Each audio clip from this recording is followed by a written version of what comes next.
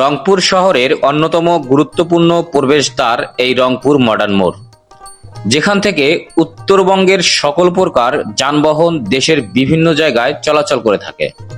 তবে এই রংপুর মডার্ন মোড়টির সুনির্দিষ্ট নামকরণ সম্বন্ধে কেউই সঠিক তথ্য দিতে পারেনি।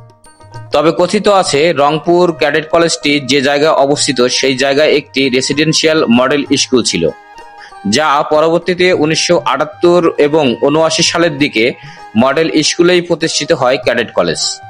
সেই রেসিডেন্সিয়াল মডেল স্কুলের কারণে পাশের মোড়ের নাম হয় মডেল মোড়, যা সময়ের ব্যবধানে আজ হয়েছে মডার্ন মোড়।